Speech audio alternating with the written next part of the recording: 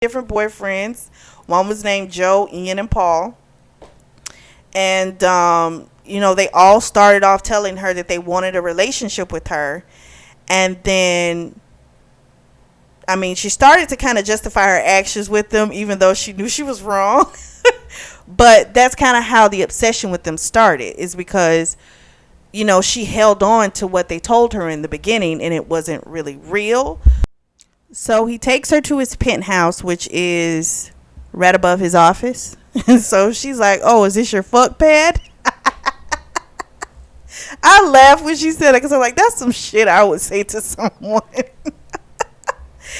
And so he's like, I mean, I wouldn't call it that, but maybe. I don't know. I just have it here because it's convenient, because I work a lot, and then sometimes it's convenient. So, of course, they're in a close, proximity to each other. So, there's the shit gets a little crazy. So he starts to finger her.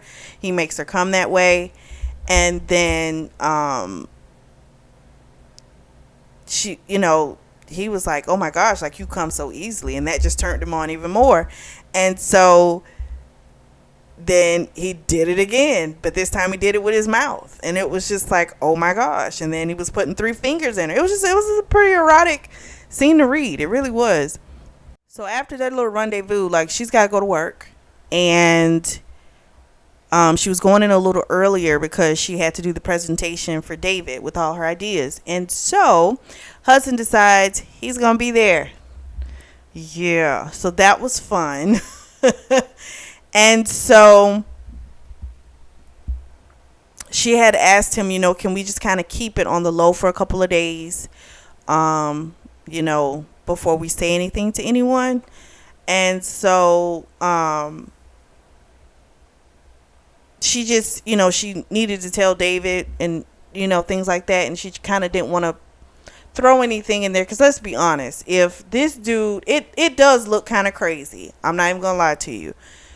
Even though you never screwed David, but you were like kissing on him and doing all type of stuff, and that was like a couple days ago, and now you're like fucking the big boss. Like, it does look like, okay, what's up? Like, are you doing this just for a promotion? It does look crazy, not even gonna lie. So the optics don't look too good in her favor. So I understand her wanting to kind of wait.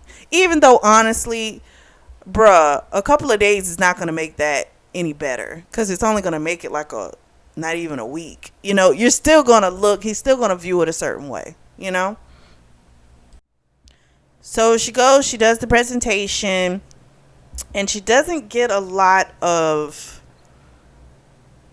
response from Hudson. And that kind of bothers her because, this is her element. She loves to talk about business and she has all these ideas. And he did ask a couple of questions just for clarification, but he didn't seem like he was really into it. So she kind of felt defeated after the meeting. And so when she was done, he was like, hey, can you walk me out? So she walks him out, and she asked him, she's like, did I do a bad job? Like, you didn't really seem like you liked it. And he was like, he got up on her, and she could tell his dick was hard. He's like, that's how much I liked it. He's like, that turned me on so much, like, to watch you in your element like that. That turned me on. And she was like, oh, okay, cool. And so he let her know, like, he likes how smart and how passionate she is and how she thinks outside the box and has these great ideas. So he appreciated that. So then Liesl, her friend, is like, hey, there's a package that came for you. Let me go back just slightly. When they were at the apartment, like, her panties were soaked, okay? So he was like, don't worry, I'll have them dry clean. So she's walking around here, she ain't got no drawers on. So she was like, it's fine, it's a club. Like, she's like, no one's going to see anything, but you got to, he's like, nah, that's not going to work. He's like, I'll have them cleaned and I'll get them to you. So that's exactly what he did. So Lisa's like, I got a package for you. She opens it up and she pulls out. Now, first of all, my thing is, why are you just pulling out stuff in front of people? But she did, and Lisa sees the underwear, and Lisa's like, what is going on? Like, why in the world are there panties? You know, what's going on? And she's like, I'll tell you about it. I'll give you all the deets, but later. And so, because she can only tell her so much, but she's got to give her something now. So the next day, they actually, that night, they had texted each other, and he basically was like, yeah, I need you to come over here because we need to finish that. Because, like, that was all about just kind of pleasing her, and they didn't actually have sex, and, like, that's not going to work. So, but before she goes, she does go to a meeting for, like, obsessives.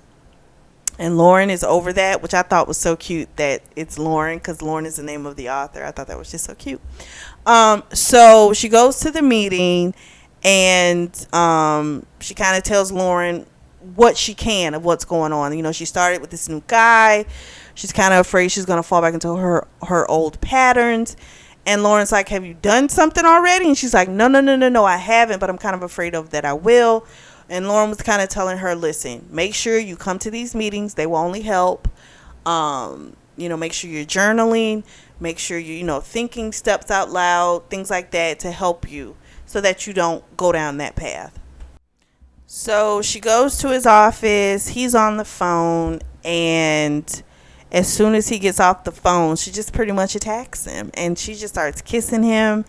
And they go on over to the bed, and they had like some pretty darn phenomenal sex. And when they were done, like, she started to put her clothes on. He's like, what are you doing? And she's like, well, normally guys don't want me to stick around. And he was like, there are just so many things wrong with that statement. He's like, and we'll go over that, but not right now. He's like, don't put your clothes back on. And she's like, but you put yours back on. He's like, yeah, because we ordered Chinese food, and someone's got to go to the door, and I don't think they want to see me naked. So then she starts talking. She's like, listen, you don't understand. She's like, I have issues. And he's like, what do you mean you have issues? And she's like, I get attached. And he was like, oh, like, you talking about the restraining order? So she thought Brian had covered it up, because Brian's a lawyer. And she thought Brian had, like, covered that up. And he's like, Hudson told her, he did, but it could still be found. He was like, but now it's really buried. And so she's like, you can see, like, I have problems. Like, I get real attachment issues. And she's like, and you don't do attachments. And this clearly, like, this sex is, like, phenomenal. This is the best sex she's ever had. And so she's like, she's afraid, it's going to happen again. And then she can't keep it together. And so she's like kind of wrestling with it. And she's like, I think it's best if we just not do this again. And she was like, I need to go take a shower. So she goes to take a shower, and she's crying because the minute she tells him she doesn't want him, that not that she doesn't want him, but that this should end, she feels the distance and she hates it. And so he comes in the bathroom, and of course he starts bathing her, and then he starts fingering her. And then before you know it, they're fucking again. And she was just like, she's not gonna be able to let this man go right now. She's afraid because she knows she's pretty much already attached. And I'm like, oh Lord, poor girl. So the next day they go to her sister's Mirabelle, and they call her Mira, and that's what I'm gonna call her. I don't really like Mirabelle. I just don't like that. So they go to her boutique to shop for a charity event that's coming up over the weekend. And so Mira, of course, sweet woman, she loves Elena, And she's like, oh my gosh, I've heard so much about you. And Elena's kind of like at a disadvantage because she didn't Google Hudson. Like, normally that's what aids in her obsession. Like, she's a deep diving Googling woman. And she didn't do that because, again, she's trying to like stay away from all of the things that normally make her fall kind of, head over heels. So she was like, Mira was like, was it first, love at first sight for you too? And Elena's like, yes. And Mira's like, that was just so romantic how you guys met at that graduate symposium. And then how he wanted to offer you a job, but because you already had one, he bought the club. And Elena went, oh shit, like, oh wow. She hadn't realized that was why he bought it. And so Mira has an assistant named Stacy, and she is in love with Hudson. She has been for years. So of course she's giving Elena like the stank eyes and that fake smile. She's doing all that stuff. And so Elena puts on this like gorgeous dress that has like a corset, and it's breathtaking. And so when she walks out, because that whole time Hudson had pretty much been in his phone, she walks out and Hudson shut the phone off and just stared at her. And on the ride over to the shop, to the boutique, Elena had told him, I think it's best if we just kind of keep this, just to dressing, nothing else. And he stiffened up, like, because he didn't really like to hear that, of course. But she forgot all about that. The way that man looked at her, and when he took her in the dressing room, she didn't care anything about that. She wanted that bad. And it was so freaking hot how he made her put her hands on the mirror and watch while he fucked her. Oh, it was so hard to read that. And so he whispered in her ear. He was like, this is real. So I'm like, oh shoot, what's happening? So she goes to work that night. She puts on a real show for Liesl in the parking lot when she gets dropped off by Hudson. And so it's official. They are now going public. So she tells Lisa like some truths and some fiction, but it's the scary part is it all felt true. And when she gets off that night, she gives in fully to that obsession. And she starts searching the family on the internet. And she initially told herself it was because she didn't want to get caught off guard when she meets the rest of the other family members. But the truth was, it did feel good for her to give into her obsession. It felt so good. So the next day when she goes to the event, she puts a rubber band on her wrist, and she tells Hudson that it's to remind her, because he's like, what is that for? And she's like, oh, it's to remind me to to get coffee. But the truth was, it's one of those techniques that it helps her, that she learned in obsession therapy, which is when she starts to get overwhelming negative thoughts, she has to hit the rubber band, and it kind of helps her to kind of bring herself back. So when they get there, she sees Mira, and she meets Chandler, who's the younger brother. He's like 17. There's a rumor that isn't from her husband, that Sophia, which is her mother, that apparently is not from her spouse. So that's a rumor that's going around, and he doesn't really look like them either. He looks a little different. So she meets the mother, and she's just downright nasty to her. She says that she's like, so Hudson, where'd you find this one? And he's like, I told you, I met her at a Stern event. And she's like, oh, so you're slumming it at NYU? And then she turns to Elena, and she was like, what was it about Hudson that drew you in? Was it his money or his name?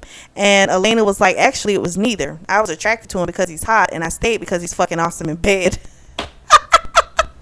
And then she went in, and she was like, and maybe I don't have a degree from Harvard like Hudson and your husband.